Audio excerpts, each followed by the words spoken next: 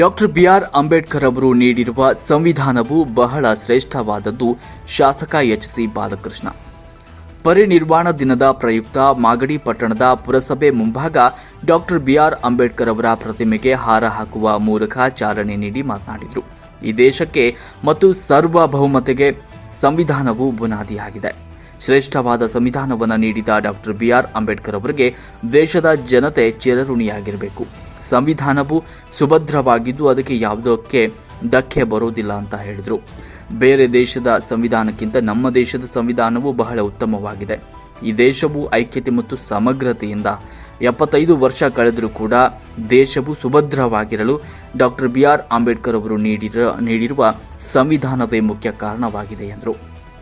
ಸಂವಿಧಾನದ ಪೀಠಿಕೆಯಲ್ಲಿ ಇಡೀ ಸಂವಿಧಾನದ ಸಾರಾಂಶ ಅಡಗಿದೆ.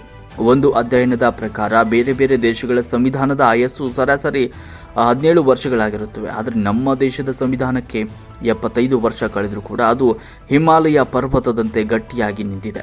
ಅದನ್ನು ಅಲುಗಾಡಿಸಲು ಯಾರಿಂದಲೂ ಸಾಧ್ಯವಿಲ್ಲ. ಸಂವಿಧಾನವು ಪ್ರತಿಯೊಂದು ಜೀವಿಗೂ ಬದುಕುವ ಹಕ್ಕನ್ನು ನೀಡುತ್ತದೆ ಅಂತ ಹೇಳಿದರು.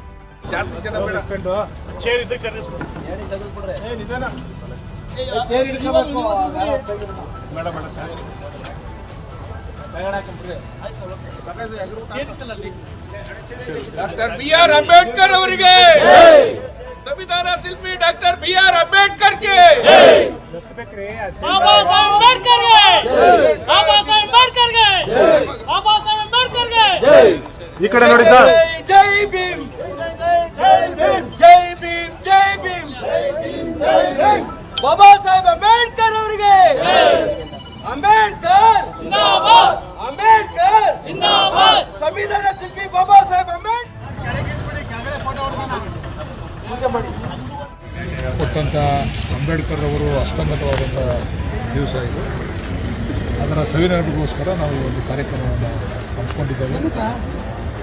ಇದರ ಮೂಲ ಉದ್ದೇಶ ಅಂಬೇಡ್ಕರ್ ಅವರನ್ನು ನಾವು ಯಾವಾಗಲೂ ಕೂಡ ಯಾಕೆ ನೆನೆಸ್ಕೋಬೇಕು ಅಂತಂದರೆ, ಇದರ ಮೂಲ ಉದ್ದೇಶ ತುಳಿತಕ್ಕೆ ಒಳಗಾದಂಥ ಜನನೂ ಕೂಡ ಸಾರ್ವಜನಿಕ ಬದುಕಿನಲ್ಲಿ ತಮ್ಮ ಬದುಕನ್ನು ಕಟ್ಕೊಳ್ತಕ್ಕಂಥ ಕೆಲಸಕ್ಕೆ ಸರ್ಕಾರ ಜವಾಬ್ದಾರಿ ಮತ್ತು ಎಲ್ಲರೂ ಕೂಡ ಸಾಮಾಜಿಕ ಹೊಣೆಗಾರಿಕೆಯನ್ನು ತೆಗೆದುಕೊಂಡು ಮಾಡಬೇಕು ಅಂತಕ್ಕಂಥ ಮೂಲ ಉದ್ದೇಶದಿಂದ ಈ ಕಾರ್ಯಕ್ರಮವನ್ನು ಮಾಡ್ತೀವಿ. ಅಂಬೇಡ್ಕರ್ ಭವನ ನಿರ್ಮಾಣಕ್ಕೆ ಈಗಾಗಲೇ ಅಂಬೇಡ್ಕರ್ ಭವನ ನಿರ್ಮಾಣಕ್ಕೆ 5 ಕೋಟಿ ಮುಂದಿನಲ್ಲಿ ಕೊಟ್ಟಿದ್ದಾರೆ. ಮುಖ್ಯಮಂತ್ರಿಗಳು ಮಾತು ಕೊಟ್ಟಿದ್ದಾರೆ, ಮಾಡ್ತೀವಿ. ಪೌರ ಕಾರ್ಮಿಕರಿಗೆ ವಸತಿ ನಿಲಯಗಳು ಇತ್ತು, ಉದ್ಯಾನವನ ಇತ್ತು.